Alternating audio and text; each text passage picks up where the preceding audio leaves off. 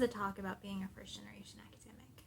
I want to talk about my experience in academia and then also kind of your average first-gen student and the problems they face in undergrad versus the very, very different problems that they face in graduate school, in my opinion.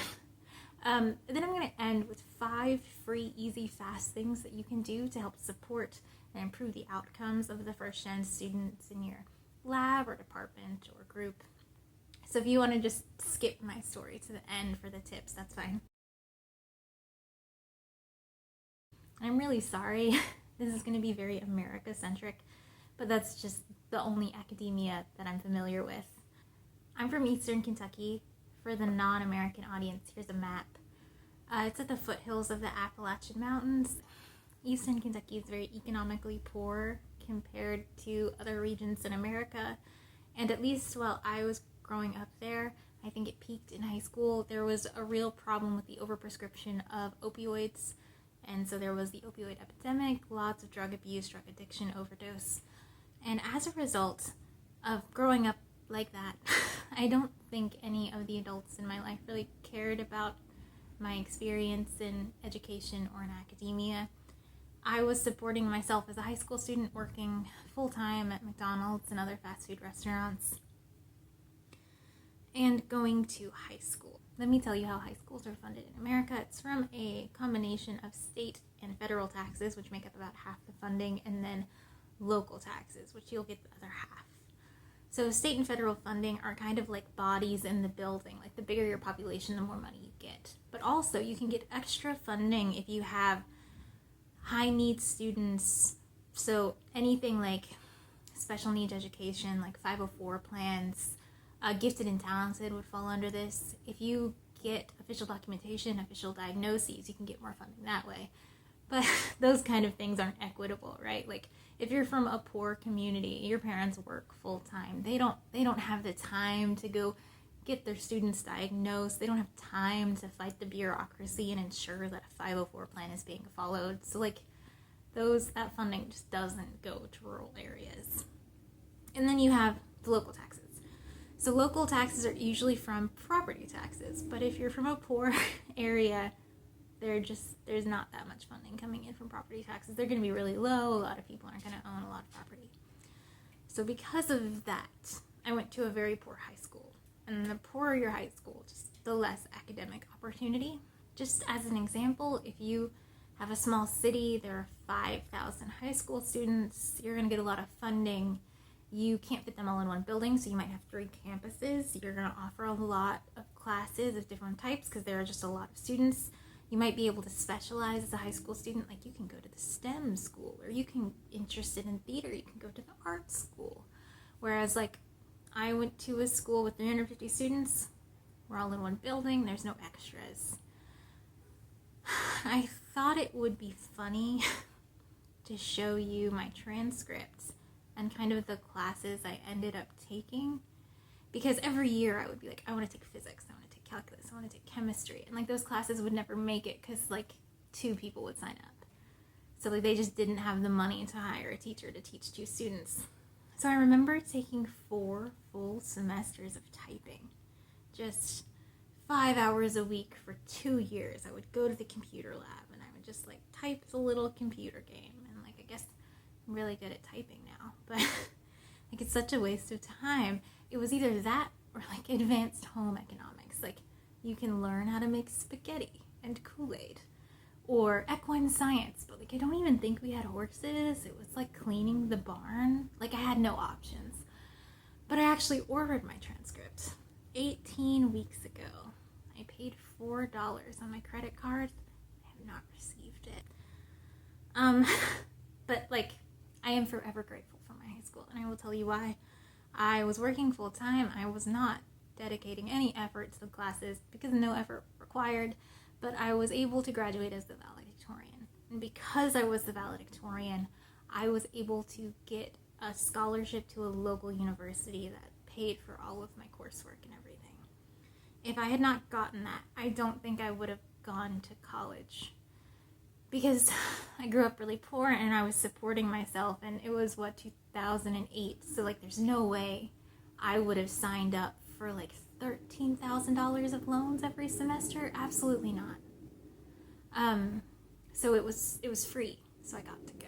My experience in undergrad was that I was just really behind academically. I was that student every time I took a 100 level class. It was literally the first time I saw the material. So there I am in Chemistry 105, like actively taking notes, desperately searching YouTube videos to teach me the difference between a cation and an anion. Like, I felt, at least, like sitting in a calculus class for the first time. It's the first time I've ever seen a limit. It's the first time I've ever seen a math proof. Like, those are high-level concepts to see for the first time while also learning calculus. And I felt like everyone else in the room, like, this is their throwaway class. Like, I'm learning calculus for the first time in a room full of people who got up to Calc 4 in high school. This is their throwaway class, and I'm getting a C, and I'm spending so much time studying. And that's just what undergrad was like for me. I felt like I was constantly playing catch up.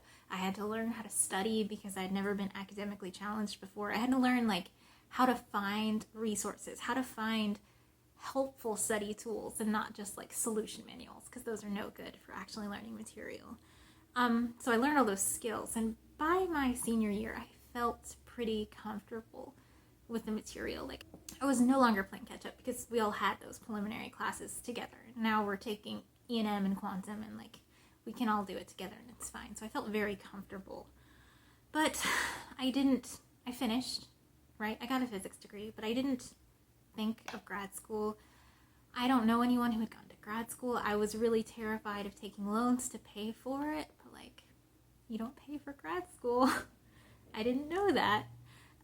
So I just, this isn't what a scientist looks like. Like, physicists don't grow up in Eastern Kentucky, so I just didn't even think about it, and I became a high school teacher. And I think that story would be familiar to a lot of first-generation students.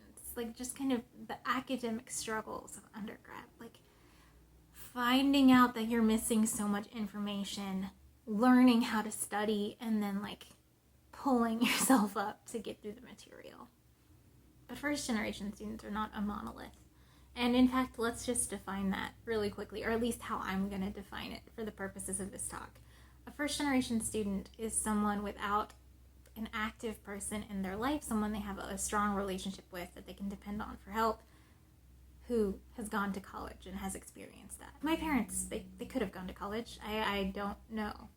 They certainly weren't around at any step to like help me with anything. So I consider myself a first gen. So in that case, like, I didn't have any familial help, but that's not going to be the case for everyone. Like, if your parents are blue-collar workers, like, you live a happy family life, they might be very supportive of you going to college. They might even economically help you do that, but they are not going to know how college works. They're not going to know how to get you into grad school just because they don't have that experience. So even though you have their love and support, you're not getting the academic secrets that you would get if your dad has a PhD and you want to get that same PhD. I would also consider international students first gen, just because even if your parents have PhDs in physics from South Africa, when you come to America to do your PhD, they can help you with the physics, certainly, but they're not going to know, like, the way American academia works. So you're still going to be missing some of that information that continuing generation students have. So we're not a monolith. There's going to be a huge range of the experiences of first-generation academics. So let's talk about the average first-generation undergraduate student in America. So when compared to continuing generation students, so a student whose parents went to college, first-generation students are going to have less money.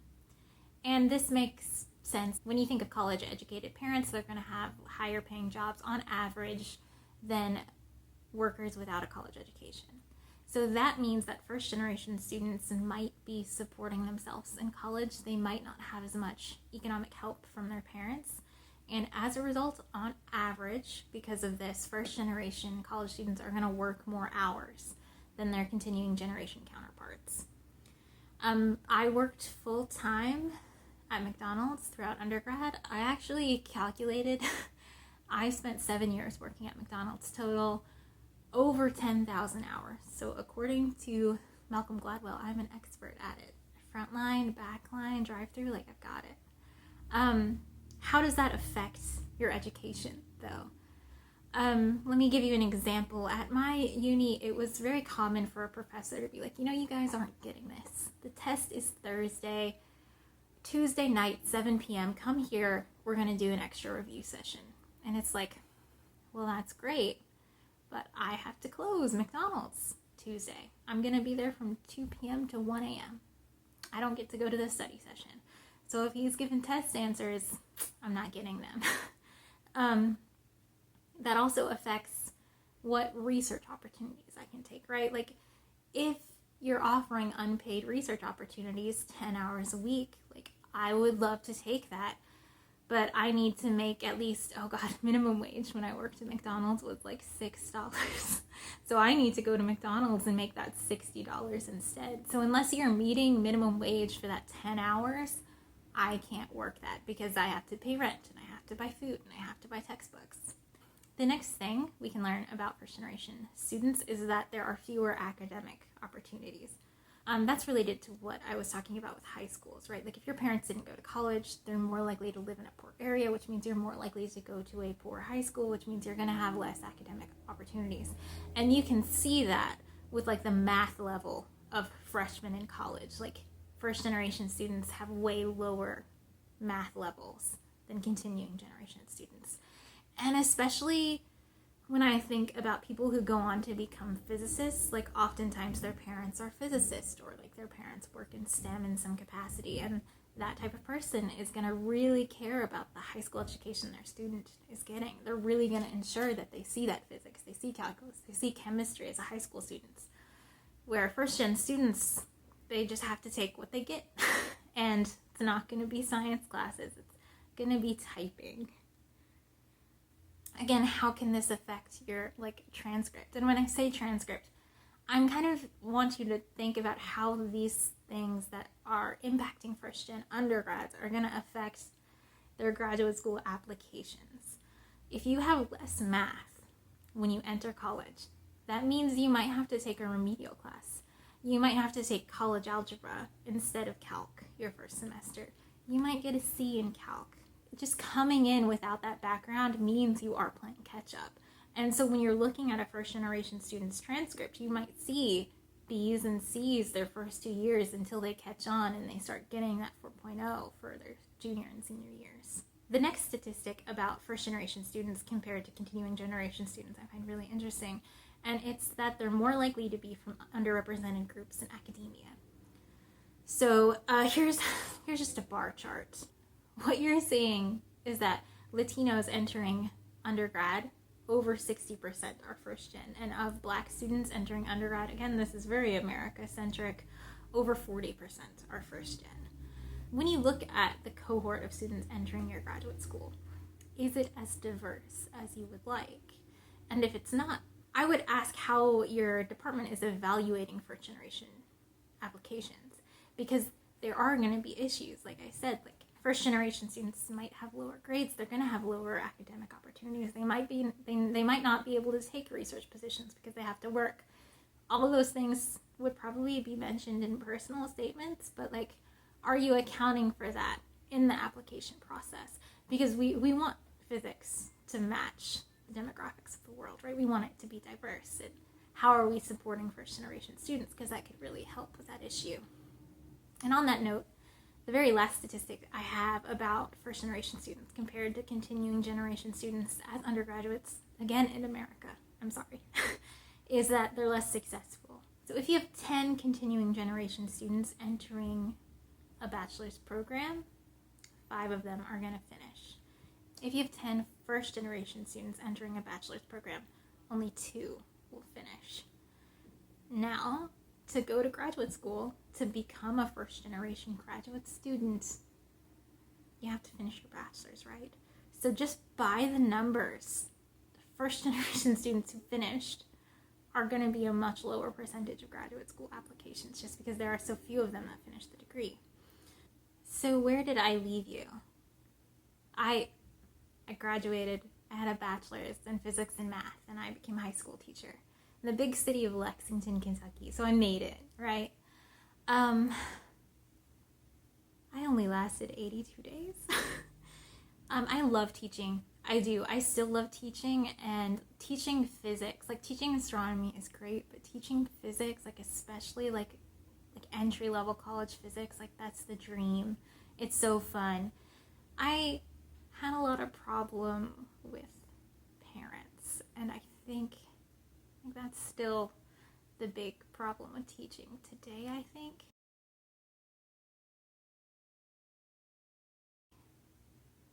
I don't need to get into that. But I also really missed physics. I felt that I didn't really finish. Like, there was more physics knowledge to get. So my plan was to email the local university, the University of Kentucky. I emailed them in November, and I was like, I'd love to take a class or two and maybe in a few years apply to some graduate schools. After showing them, like, for some reason I was like, I need to show them I can do graduate coursework. Even though, like, you show them by applying and getting in, right? That's very silly. So I emailed, and the graduate student advisor or whatever emailed me back and was like, yeah, we don't do that. We don't just offer classes, but we really need a TA. And so I went to grad school. I emailed in November. I started grad school like January 13th. I didn't even apply, so I have no idea still how to apply to graduate school. And I felt really confident in my coursework. I started research, loved my research project. Like, I felt great about that. The problems I had in grad school were not academic. They were with academia. I don't know if people realize this, but there are a lot of secret things you're supposed to know about academia that no one really tells you. Let me give you an example. So I started grad school like on a Wednesday, I think. And on that Thursday, I was assigned to be a TA for a recitation course. I don't know what a recitation course is. We did not have them at my university. They're only for fancy schools, I guess. And I emailed the professor whose course I was doing a recitation for, and I was like, hi, I'm a new student. I don't know what a recitation is. Like, could I meet with you and maybe discuss what I'm supposed to do as the TA of this course? No response. And actually, I don't think he ever emailed me. I just, like, sent him a spreadsheet with grades. And so I asked someone in my cohort, I was like, I'm doing a recitation. I don't know what that is. And they were like, oh, that's great. That's good. Labs are harder. Recitation's easy. And I was like, okay, what is a recitation? And he was like, oh, you just go over material they missed in class. And I was like, oh, so do I prepare, like, a syllabus? Like, do I go to the lectures and, like, take notes and go over what I think he didn't cover that well? And he was like, no. You just help the students with what they missed. So I had no idea. So I went to this recitation, and I told the students, I was like, I don't know what a recitation is. This is my first semester. Like, what do you want me to do? And they were like, usually you just go over homework problems. You give quizzes sometimes. And I was like, great. I can do homework problems. And they just handed me their homework, and I was like, let's work through these problems. And it was fine. But it's just like, why didn't anyone tell me what it was? Like, is that what recitation is everywhere? I still don't know. I feel like I just have a lot of things like that. Like, I can give you another one. I didn't know that you needed 3 letters of recommendation to get a job. So I worked really closely with my PhD advisor. I feel really good about my PhD. Like, it was a really fun project. We got some really nice papers. But I was his only student for like 4 years. So we were just kind of working one-on-one. And I didn't go out and network. I didn't, like, join different groups to, like, show how diverse my skill set was. So when I applied to postdocs, I was like, uh-oh, I need letters. And so I did get letters. I'm very grateful. I think I have great letter writers, but, like, I don't think their letters are as good as they could have been if we worked much more closely together. And, like, that's on me, definitely not on them. Another really stupid thing I did during job season was, like, I was like, okay, I'm gonna defend in May. And that fall, I was like, I need to write my thesis. So over the summer, we had published my first author paper with my thesis work, and we had, like, 2, I think we did 4 total, so we had 2 or 3 more, like, half written. The data's there, we just need to write the papers. I was like, I can't write the papers. I'm going to defend. I need to write my thesis. So I'm applying for postdocs. I'm writing my thesis.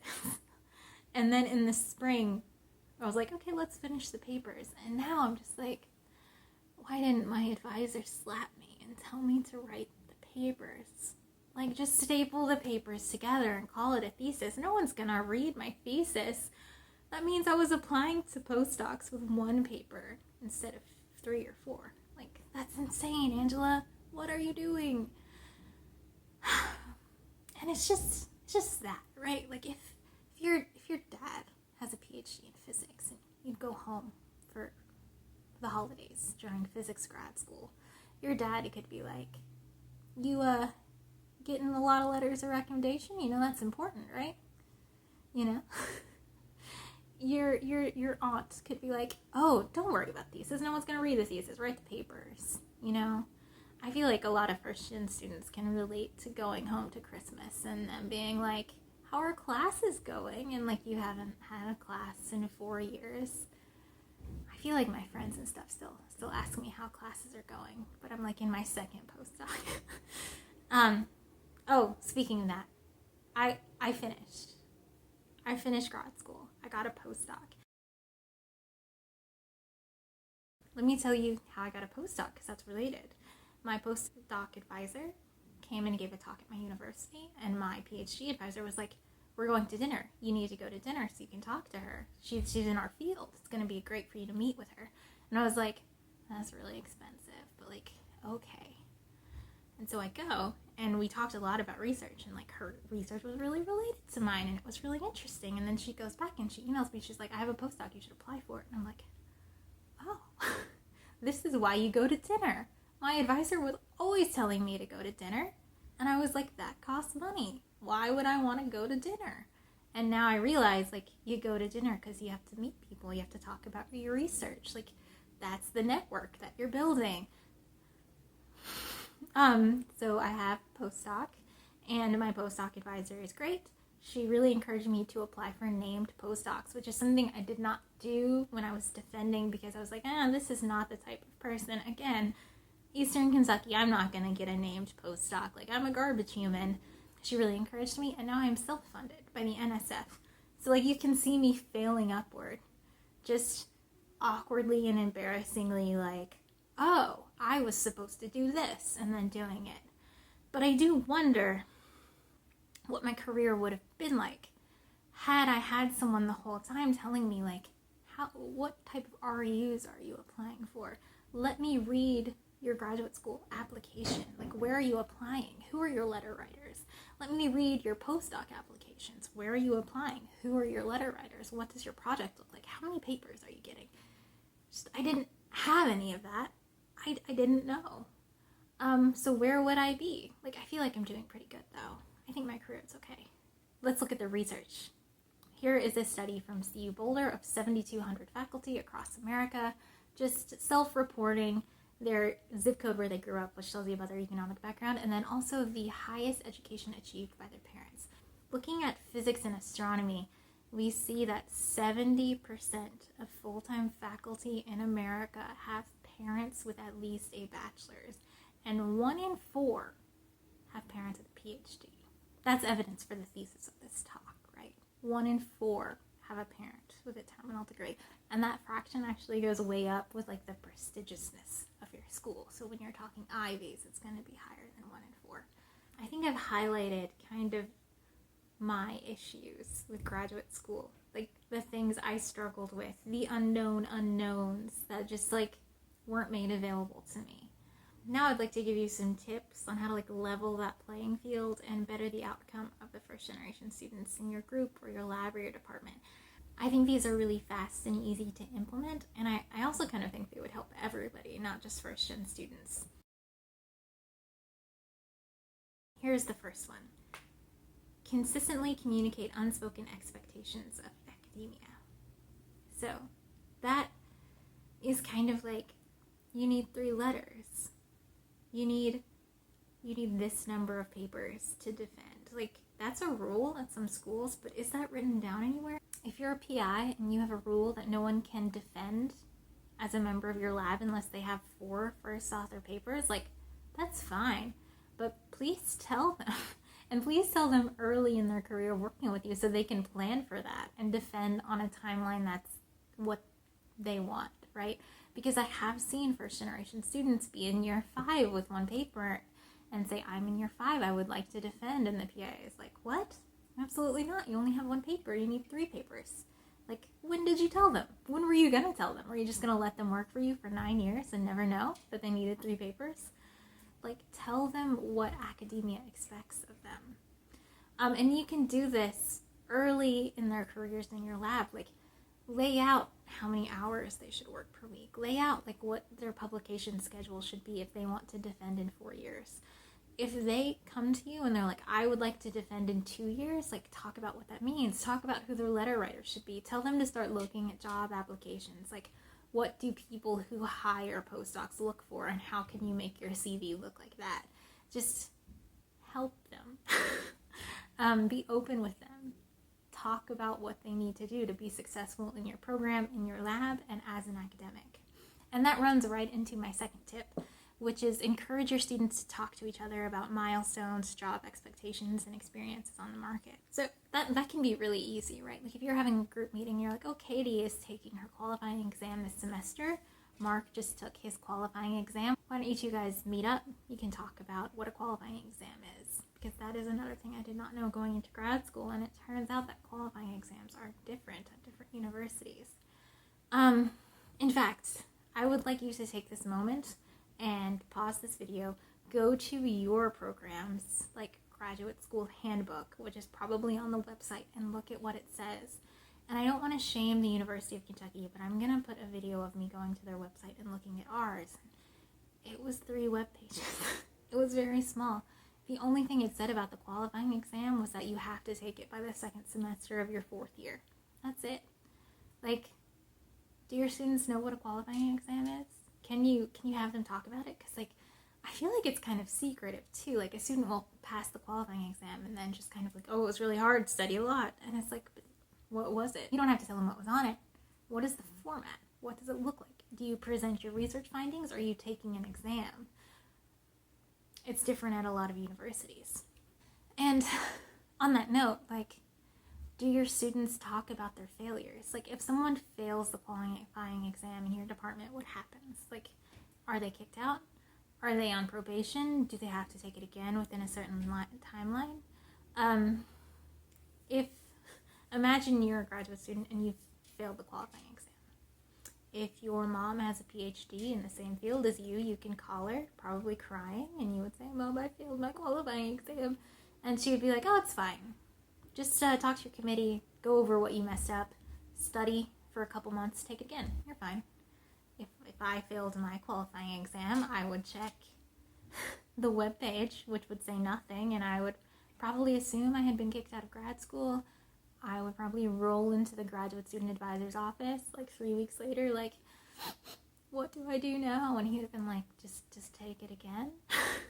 You have a year, take it again. I spoke with someone I work with about this. She told me something that had happened to a friend of hers who was also a first-generation student, where she went to graduate school far away from where she lived. She failed her very first exam, and she calls her parents crying, and they're like, of course you failed. We're not cut out for this. Just come home. It's fine. We love you. And it's like, well, that's kind but unhelpful. And, like, it's not their fault. They don't know how grad school works. So we could save a lot of unnecessary stress for graduate students by talking about failures. Like, what happens if you fail a qualifying exam? Has anyone ever failed a defense? What happens when you fail a defense? How do you fix it? Like, if you have a history in academia, you might know people who have undergone those experiences, but no one really talks about it. It's certainly not going to be in the graduate student handbook. So, like, first-gen students aren't going to know, and if they're like me, they're going to assume the worst at every teeny tiny failure. The next tip is about calling out toxic workplace culture when you see it. And I don't think it's an easy, quick fix to fix the toxicity of academia, but I do think you can fix it in your group simply by calling it out, doing it publicly, ensuring that the members of your group know that you do not appreciate that, you don't want them to participate in it. But what does this have to do with first generation students? This is really, I feel like this might be controversial, so I'm going to try to talk delicately. I think a big contributor of toxic academic workplace culture is continuing generation students trying to go to graduate school and recreate the hyperbolic romanticization of their parents' experience in grad school. You grow up, you spend 20 years hearing graduate school is the worst time ever. It's going to be the best time of your life, but the worst at the same time. I studied 18 hours a day. I gained 50 pounds. We would be at the bar learning quantum mechanics until 3 a.m. every day. I didn't see my mom at Christmas for 6 years. Then you go to grad school and you tell all those stories like you have some secret information, like this is what grad school's like. And honestly, guys, that's not what grad school is like. Like, I am sure there are some PIs who overwork their students and treat them horribly, but that's not okay, and that's not what we actually expect of graduate school. And they're allowed to do that because of this group of people being like, that's what grad school is like. Like, imagine being a first-generation student. You get into grad school, you're so excited, you go to your PI, and he's like, here's your lab schedule, you're going to work 65 hours a week for the next 4 weeks. And you go ask someone in your cohort, because, like, you don't know, you're a first-gen, like, is this normal? Like, am I supposed to do this? Like, should I push back against this? And that guy's like, that's what grad school's like. Get ready. He might quit, right? Like, he might be like, I can't work 65 hours a week. That's impossible. Or even worse, he might do it. He might think, oh, that's what grad school's like, and just suffer for 6 years because some guy is trying to romanticize his parents' education. And I'm sure that's not true for every continuing generation student, but like just anecdotally, that's what I feel like I hear. That was a tangent. What can you do about toxic workplace culture? Like, I think it's especially damaging for first-gen students to hear about this because they don't understand like the hyperbolic over-exaggeration. They might think it's real life. So what you can do in your group is to just call it out when you see it. If you have a student roll in and be like, I was at the lab 72 hours this week. I worked all night. I have a plot. Shut them down immediately and be like, I don't expect you to work all night. Like, you need to have a work-life balance. Like, I don't even want to see this plot. I want you to go home and have a nap. You're setting a bad example for the undergrads right now. You shouldn't overwork and send them home. Everyone in your group just saw it. Everyone just saw that, like, you as a PI do not appreciate this hyperbolic over-exaggeration or even real-life overworking. Like, that is not what you want your grad students to do. And just by setting an example, like, they're not going to do that in front of you because they know you don't want to see it. I am not sure I got my point across. Toxic academia is bad. I think maybe a little bit of toxic academia is a result of continuing generation students romanticizing and trying to recreate the experience of their parents in graduate school that are, of course, stories that have been told to them over like 20 years. And they might be slight exaggerations for how graduate school actually is. I'm sorry, I hope that's okay. And you can fix it in your group by just calling it out when you see it. If your students know it's inappropriate, they are not going to perpetuate that culture. They are not going to come tell you stories about how they worked 60 hours last week because they know that you have told them that you do not expect that of them. And in fact, you are going to be upset with them if they're overworking.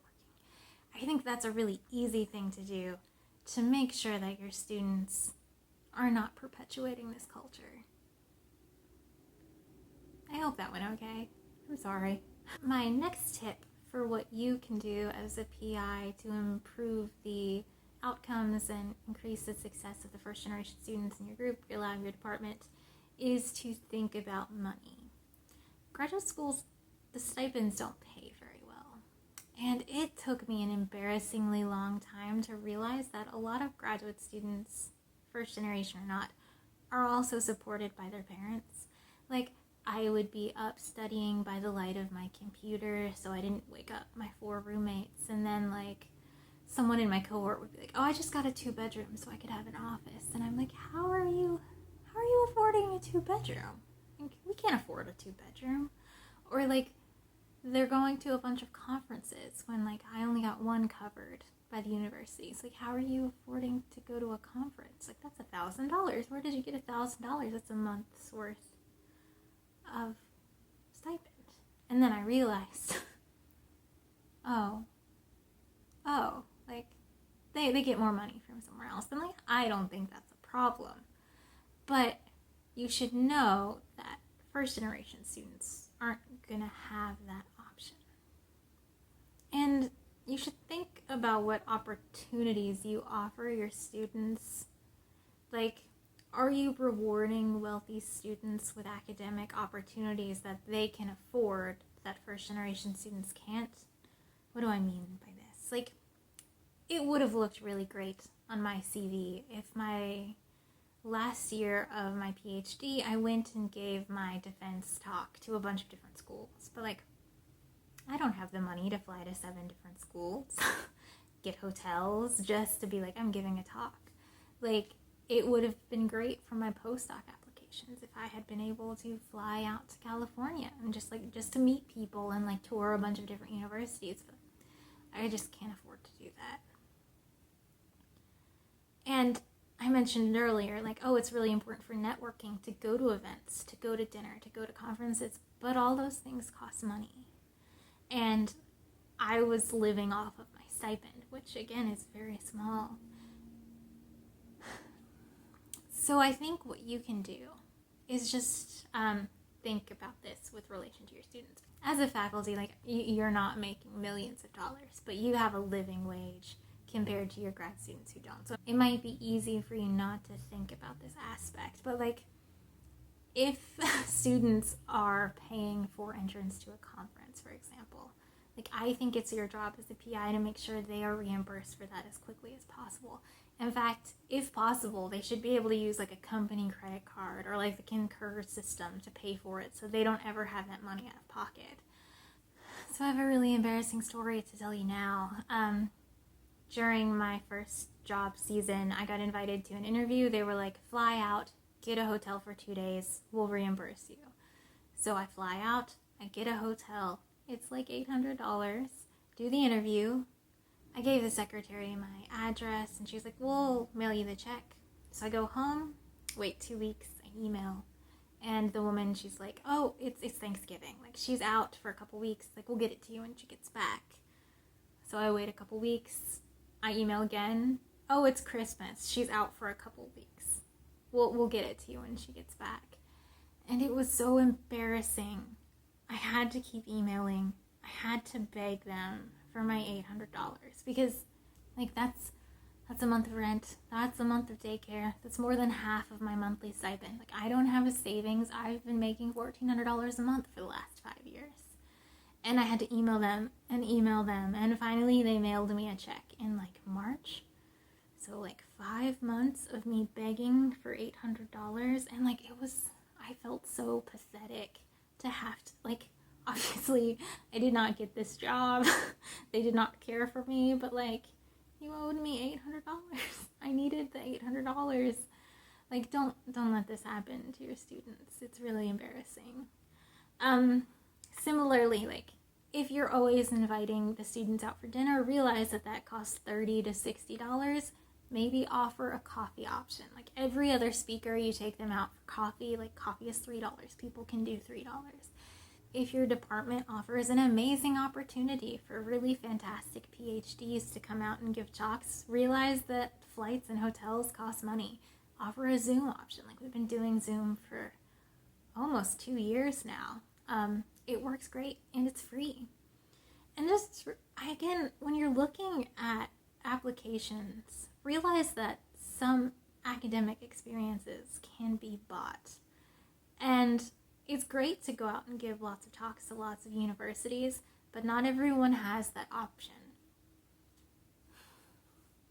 So think about the money. My last tip for PIs to help the first generation students in their lives succeed is to just give them grace. I told a couple stories where people laughed at me. Like, I got laughed at for being like, you get a postdoc by flying to California and touring all the universities and introducing yourself? Like, I've never been to California. And they all laugh at me. But it's like, how am I supposed to go to California? When would I ever have afforded to go to California? Or one of my the first homework assignment I had due in grad school, I had worked on it throughout the day and I had one problem left to finish, but it was still very messy. I don't know how you all would do homework, but I would have homework on all different pieces of paper, and then I would rewrite it and turn in a really nice, well thought out copy. So I had finished my homework, but it was all over 10 pieces of paper, and I went to class and she started taking up the homework, and I was like, oh, in undergrad the homework was always due by putting it in their under their door, so if it's due on Friday, it's due by them checking their office on Monday morning. Do you know what I mean? So I wasn't expecting her to take up the homework, but that's on me, right? It's gonna be different at different schools. And so I just kind of handed her my 10 garbage pieces of paper with the problems on all different pages in different orders. And she was like, I had to sort through this, and you're missing a problem, and I'm sure it's here, but I couldn't find it. This is not what homework looks like. And I was so embarrassed. But I didn't even take the time to explain, here's my dumb reason. That's not a good reason. I should have asked, when specifically is the homework due? But, it was kind of mean. You have to realize that you're a professor. You're a successful academic. You've been in the field for over 20 years.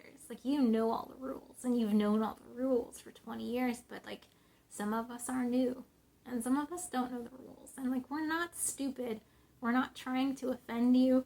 We're not trying to, do dumb things, hand you a pile of garbage answers to homework. We just don't know the rules. So could we be nice?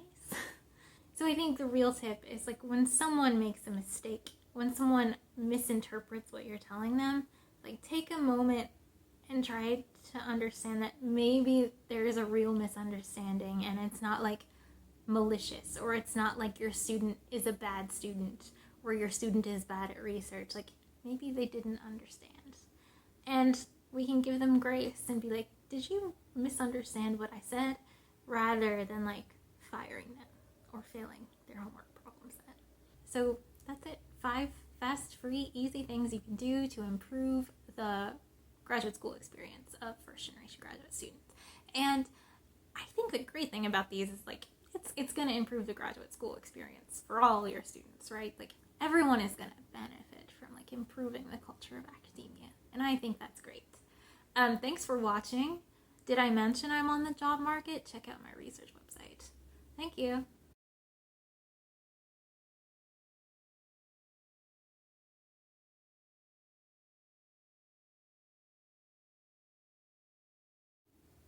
I thought it would be kind of fun to just sneak in here on the end and tell you 2 things I thought of that first generation students are going to be better at in grad school than continuing generation graduate students. So the first is that I think first generation students are more likely to have experienced failure. What do I mean by that? I went to undergrad, took Calc 1, I've talked about it, I got a C, but I failed that first midterm, failed it hard. And when you fail something for the first time, right, I had never been academically challenged before, I take this math test and I'm I'm good at math, I'm a smart person, and bomb it, it's done. When that happens to you, it's kind of hard, because not only do you have to be uh-oh, I have to study, I have to recover, I have to really focus on this class and put in a lot of work, but you also have to deal with it psychologically. Am I a failure? Am I stupid? Oh no. And I think that is much, much easier to deal with as an undergrad. Because as an undergrad, I can be am I stupid? I'm going to study really hard and see how I do on the final. And I did way better on the final, right? And for calculus, it's really easy to find resources. I watched the Khan Academy videos. I watched YouTube lectures. I went over the textbook problems over and over. And you can, even for calculus, there are so many textbooks. You can go grab another textbook. You can solve a problem, look at the solution, and improve. So very quickly, I learned how to study. I learned how to seek help. I learned how to go to outside resources. And I was okay, when I fail, it's not because I'm stupid. It's because I didn't have the material. I did not study correctly, and I can overcome this. And I think that's something everyone goes through. But if you're a continuing generation student, if your parents are academics and they ensured that you went to that really good high school, they ensured that you got AP Physics, AP Calc, AP Latin, I don't know, and then they ensured that you got into that Ivy League school and you were prepared for it, you might not hit that wall. You might not hit that challenging moment until grad school. And I think it's going to be a lot harder to hit the wall at Jackson E&M than like baby's first calculus exam, you know, because there's only one book. There's Jackson E&M. Like, sure, there are other E&M textbooks, but like that's like the textbook. So how do you learn to get outside resources? How do you deal with, oh no, am I stupid in graduate school? It's gotta be like imposter syndrome out of your ears just falling on the floor, right? So I think first gens are going to deal with that earlier in their lives, earlier in their academic careers, and so they're much more prepared for failure in the future, because failure is part of research, failure is part of academia, right? The second thing I think first-gen students might be a little bit better at than continuing generation students is just very simply time management. Like in undergrad, I worked full-time. That means I had to schedule every little homework assignment. If I had a midterm 2 weeks from now, I need to look at my work schedule and I need to be like, Monday morning from 8 to 10:15, I will be studying for this midterm. Like if I have a homework assignment due Monday morning and I'm working 2 doubles on the weekend, Friday night, 8 p.m., in my little agenda book, I have to do this homework assignment because otherwise it's not going to be done, because like you can't get on WebAssign at McDonald's, right? And I brought that with me to graduate school. I went into grad school like, okay, I left my full-time teaching job. I am now a full-time graduate student. And I would go 9 to 5 and I would work 9 to 5, like with an hour lunch break, right? But I feel like a lot of people who didn't have that work experience, like they treated graduate school a lot like they treated undergrad, which is a lot like they treated high school. Like it's more of like a social thing. It's school. It's not really job. Am I getting into controversial again? I don't want to do that. Like this doesn't apply to everyone. I'm just saying, like, as a trend, like if you have that work experience, I think you're better able to like not procrastinate, and like you have better time management skills, and that if you are assigned a homework set on Monday and it is due next Monday, you'll look at your little schedule and you'll be like, okay, the last office hours for this class are Thursday. So Tuesday and Wednesday, I'm going to work on this assignment. If I have trouble, I will get into it Thursday, get the office hours, and finish it on the weekend. But I mean, if you're a procrastinator, you're going to be like, all right, it's due Monday, I'm going to start it Saturday afternoon. And what if it's really hard?